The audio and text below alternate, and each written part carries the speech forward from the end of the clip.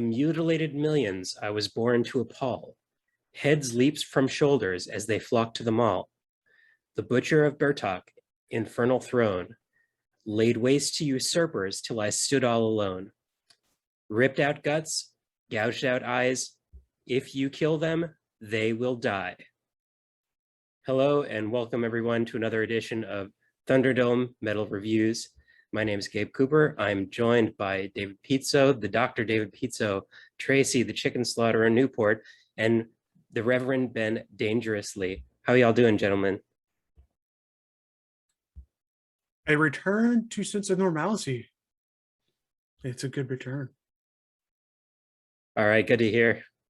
When in doubt, dial up the thrash. That's all I gotta say. Just play metal and then get the guy from Games Workshop to do your cover. Yeah, for real. That is so and the lyrics are also very 40K. Yes, they are. God, let half the band move on to other projects. There's a variety of things you can do. Yeah. I mean, if there's any doubt, we all know that they'd be the Chaos Space Marines. Yeah, for sure. Oh, yeah. And this also is partially the album where Odorous is, I don't know if he punched the rest of them, but he's like, stop fucking around. And I'll let nobody else sing. This is one of the only ones where nobody gets near the mic except him. Yeah. And it is much more the sort of thrash they were playing on like Hello or Scum Dogs. We were talking about bringing back the thrash, and I found this at Kroger today, and I thought like it's apropos for what we're doing tonight for this album, the one that's following it. And Mountain Dew has a new flavor called Thrash Apple, and as you can see on the label, they got some thrashers on there. And so I felt it was apropos for tonight while listening to this. I feel like that violates as many laws of nature as Gwar. Just looking at the color coming through that. It's almost like all those Jolly Ranchers I put in a bottle of vodka earlier. So, well, I think it's probably what they probably did is took that ooze that Morbid Angel had. Yeah, for real. It's the Morbid Angel's ooze. Yeah. That's Toxic Slime from Florida, Tracy. It is. That's a new band coming out, Toxic Slime from Florida. Because where else would they be from? But anyway. Where else, right? Where else? We are talking about Violence Has Arrived, released on November 6th of 2001, the 8th studio album by Gwar. Also on Metal Blade Records, produced by Grant Rutledge. Wah, wah, wah. Oh, no. And Gwar, the runtime is 43 minutes and 17 seconds. The band is Dave Brocky as Odorous Horungus on lead vocals, Zach Blair, Flatus Maximus, lead guitar, backing vocals, Mike Dirks, Ballsack, The Jaws of Death on rhythm guitar and background vocals, Casey Orrs, Beefcake the Mighty, bass guitar, background vocals, Brad Roberts, just Mac DeGusha, drums and percussion, Manisa Yoshi, additional vocals on Beauteous Rot. And as you can tell, some of those names have changed. And there's not quite the list that there has been on previous albums. Yeah, Techno Destructo and Slime Enstra moved on. New lead guitarist, new bassist. Beefcake the Mighty is like a revolving door, and often they come back or end up replacing Odorous. But Dirks and like Just Make the Gusha, Balzac and Odorous are those constants. The rhythm guitar, the drum, and the drumming on this album is fucking amazing. I mean, I guess it sort of isn't all of these, but it's actually utilized here, unlike the last album. They got back to their roots on this, I feel, because it's unlike the last album, this one is, not only is it thrash, so they musically return to the roots, but they're actually starting to talk about political events again, and really satirical ways, overemphasizing the covert bloodlust and just sheer love of war that it goes unsaid in this country sometimes, and just wrapping it up in the most extreme, hard to believe ways as possible, but still tapping into stuff. This album was supposed to come out on 9/11 and got delayed, and so they wrote this before the War on Terror. You can definitely see a shift from this to the next album when that's in full swing. And yet, in terms of capturing the zeitgeist, and I just remember this album along with God Hates Us All, which literally came out on 9/11. This was one of those two albums that as the whole world went fucking bananas, we started blowing shit up. Gwar was right on time. Yeah, I think just to throw my voice in support of what you, Ben, and David have already said, they come back to politics here, and they do it through this blood and gore type language, and also the whatever you want to call it, the language of thrash, the more aggressive and hyped up and riffy language of thrash, which I think is really a return to form for them, but also just a return to what works and what's appealing versus a lot of the genre hopping and experimental and kind of out there lyrical content of the previous couple of records. Like, I expect coming into Gwar blind, I expected the genre hopping craziness being part of it, and knew there would be some of the pushing the boundaries, but like we said in that last album, like it's like there's a little bit too much, guys. But this was a very nice, fresh change of pace coming off the last two albums that we did by them in Carnival Chaos and We Kill Everything. Like, this was just a nice palate cleanser back to the main course situation. Well, I mean, this is the Gwar that I first started listening to, and the Gwar that I truly love. I mean, there's still some of the over-the-top silliness, but it's not directed in the vulgarity, profane ways that it was on the last album. And, I guess I'm much more comfortable listening to these guys bloviate about blowing people up and ripping spines out and stuff like that, like the lyrics gave right at the beginning, as opposed to talking about fucking an animal or baby rape. Call me crazy, but that's just how I feel about it. Yeah, I'm much more acceptable for that as well. Yeah.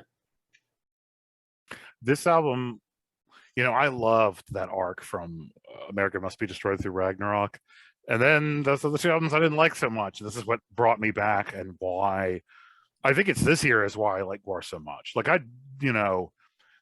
because going to the shows and watching the movies, that sort of, it was sort of a juvenile experience. I was pretty young, but Gwar sort of grew up at the same time I was growing up, and showed up in the middle of one of the worst times that I've experienced in my entire fucking life. The arc from this into the next album, just in terms of what the world was like. So, when we transitioned from We Kill Everything to this, I was like, oh, this is why I like Gwar so fucking much, is this arc of albums that start here. It struck me when we listened to This Toilet Earth. I'm like, man, I used to love this album. I still do, but it isn't this, actually. I think this stuff's better. Much as the teen in me really loved that shit and lived for it. I think this is, I just think it's better. I don't want to say they grew up with their fans in a sense like David did. Like, you know what I'm saying? Like, as you aged and matured out of the silly carniness, I'm just going to call it that, and moved into like the more adult post 9/11 world in a sense, or pre George W. Bush world. Let's say that. Indeed. I would say that they matured in a way, whether they grew up or not. But that they have a more, for lack of a better term, adult understanding of what is going on.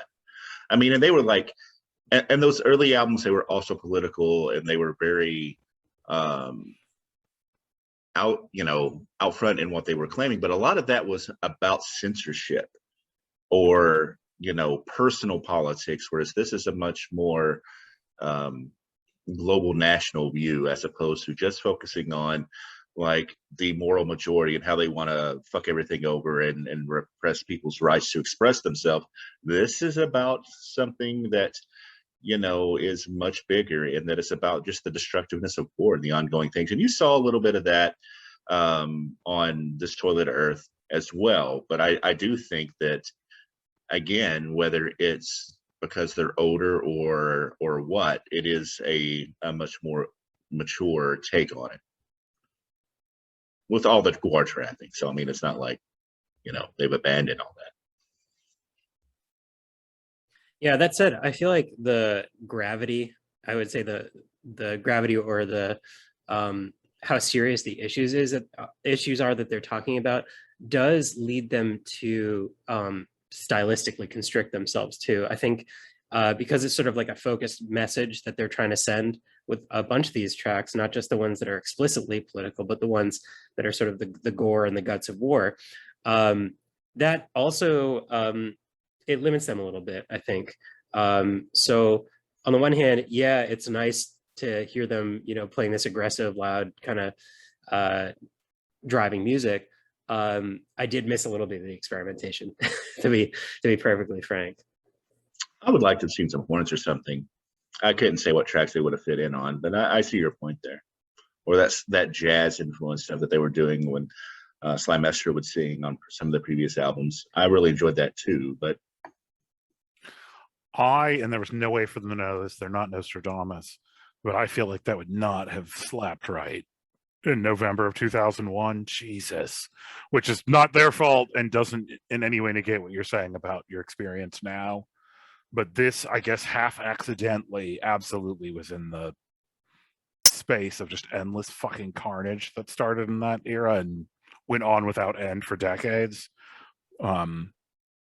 I think part of me then, as now, I've always it's mimicked the experience by Tracy sending us on a death march through the whole discography.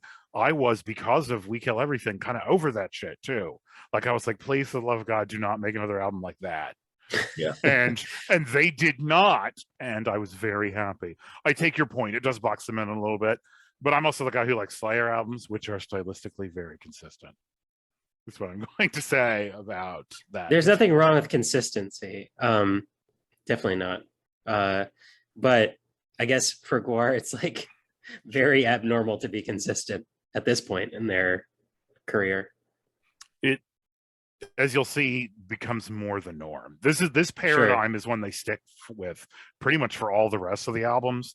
I would argue it's one they perfect on the next one.